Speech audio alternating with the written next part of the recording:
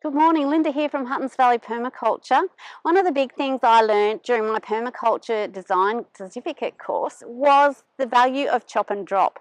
Now, Jeff Lawton always said that forests grow on fallen forests. So it's all about creating that fallen forest to build the soil so you can grow more plants. In the last few weeks, when I haven't been in my front yard veggie garden, I've been out creating fallen forests. And in this video, I'm just going to show you what I've been up to. It was a couple of months ago that I had some guys around chopping trees down below the power lines. And a lot of that material still lies in my swales. And the reason why all of that material hasn't been redistributed yet is because it prompted me to get onto the really big, fast-growing trees to take them down before they got any bigger. And I've ended up with another pile of tree trimmings to move underneath my productive trees. Up until a couple of years ago, I think I was managing all my support trees pretty well, doing a lot of chop and drop sort of all around my swale areas and, putting it down onto the soil. But for the last couple of years, I've had some health issues and I had to do the mold remediation of my house, which took all my time and energy, and I really didn't put any more time into chopping my trees. And in that time, they kind of doubled in size. I did have a strategy of just cutting one or two trees down at a time, moving all the material to where it's needed, and then dealing with the other trees. But because I'd left the trees for so long, they were continuing to get bigger and bigger, so that strategy was going to fail. So I decided to change what I did, and I started to chop the big trees down and just leave them and move on. But it was still a sort of a game of catch up. I then decided a better way to go would be to take the smaller trees now and just take the tops out of them, which is what I started to do down here around my dam. A few weeks ago, I got out and just trimmed the top of these the best I could with my big long pole pruner.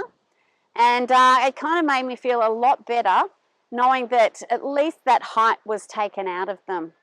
I still feel a bit more height could be taken off these trees because these long branches, I already sense that they're starting to kick in, and it's just got to be maintained at a height that I can reach with my little pole pruner. I then went to attack my roadside swale. You can see here the couple of acacias. I did film that and put that into a video.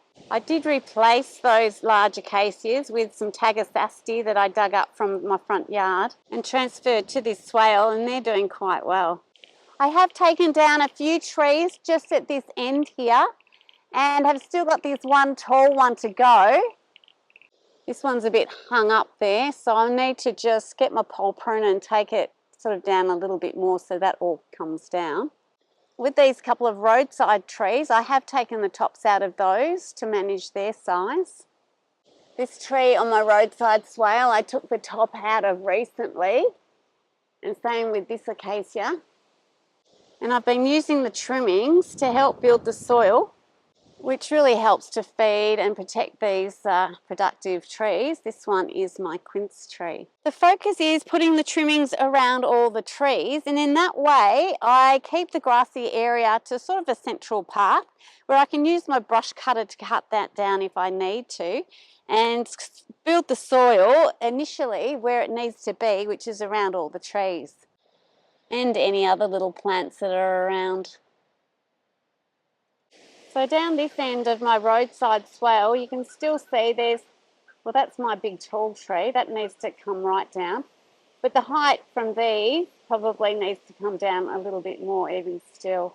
And even these trees, I should just halve right now.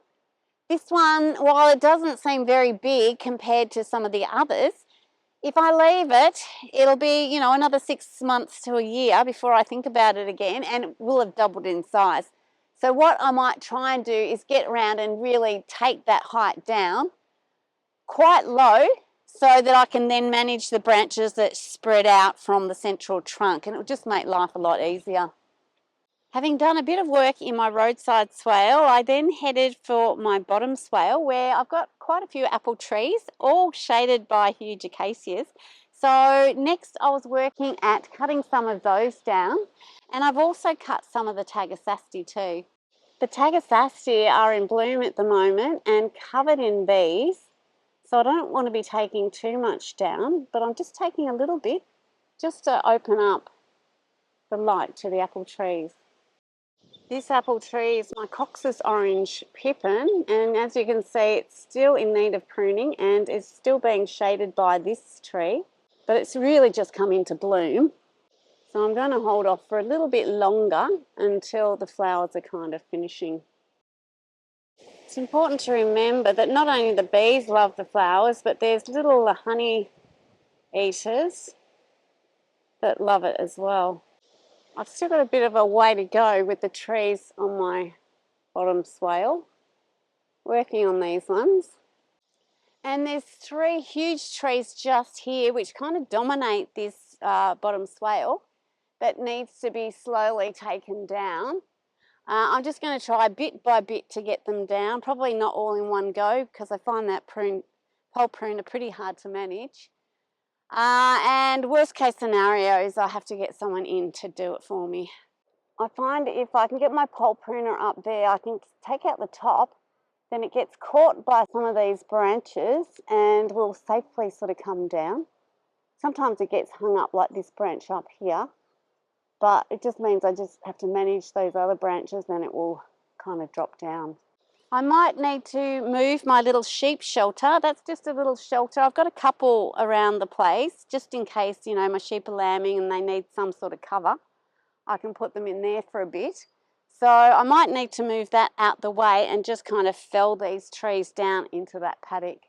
Now, as I go through and fell all these trees, I do make a point of mulching around some small plants so that I don't lose them in all the sort of mass, the biomass.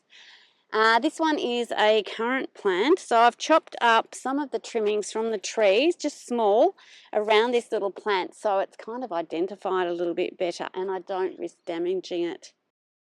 There are a few larger currant plants which I'm yet to mulch around. You can see that's bare soil, so it really needs a good mulching.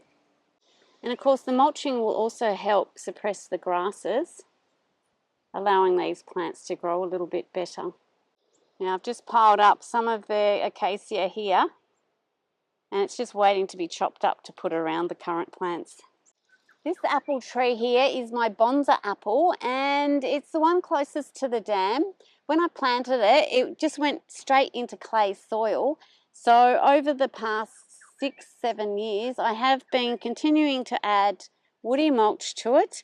I've also added manure just because that's a bulk organic material that I have. The trees like to live in a fungal dominated soil and manure doesn't really help build that. It's more your woody material because it's got the lignins that feed the fungal networks. So my aim was just to improve the organic content first using what I've got, but then ongoing I'm just going to be putting the woody material around these trees because that's kind of what they need. Looking at the soil here, where once it was quite kind of clay colour, this is quite rich and dark, and over time this will continue to build to fertilise this tree. Coming out of this lower swale, where I've still got trees to fell, I have taken a bit off this Tagasasti just because I kept missing it every year and I thought it just needs to be done regardless of the flowers. Then we come to what I got up to yesterday. Just up near the dam, I took these 3 trees down. It took a bit, they were quite sizable and various branches, so I've had to slowly take them down bit by bit to safely get them onto the ground. I've got olive trees here that I had to keep in mind when taking the trees down. And I do need to get my big chainsaw out to just fell the rest of the tree. Now I've just got this big tree to go. So again, the pole pruner will come out to help get that down safely. Yesterday I also chopped up a lot of the foliage from the trees and moved it around to various spots. And I also closely mulched these little olive trees so that they wouldn't get lost in it all. Most of the tree trimmings I've just been dumping here to try and build the soil. It was right down to the clay when the dam was dug out, so there was nothing on there, and it's taken a while for even grass to grow here. But slowly over time, as I've added organic material to it, you can see that topsoil layer building. So what I'm hoping to do here is plant it out with perhaps more olive trees. Once I get all the trees down properly, there'll be a lot of light, which will be great for olive trees. But I also think that maybe I could add in some more Australian natives. I did make sure to clear any tree trimmings out of the overflow because my ducks love to dig around in the mud in that. I do have one Australian native here that is edible, and this one is a strawberry gum. If you pick the leaves off and scrunch them up, you can get the aroma of strawberry. Now, I have had someone comment to me that what they do with their strawberry gum is take the young leaves, dehydrate them, and then create a powder, and they just use that to sprinkle in food as a bit of a flavour booster. So as this tree gets bigger, that's what I'm going to try. I'm still in the soil building phase, so no planting out in the near future, but hopefully in the next couple of years I should be able to get something planted into what was just straight clay soil. With winter here and my veggie garden being mostly dormant means I can put my time into areas such as my swales and also around the dam. With the chop and drop and soil building, it just means that I can extend the growing space, put more edibles in, and just extend the food forest, which is what it's all about. Now, I have been posting twice weekly videos for most of this year, but I think for the next couple of months it might just be a once a week video. I'll see how I go. A lot of this work is pretty monotonous. It's the same thing all the time, but it needs to be done. So that's what I've got to be focused on. I hope you've enjoyed a quick look around today at what I've been doing and what's still to do. Thank you so much for watching, and I'll see you in the next one.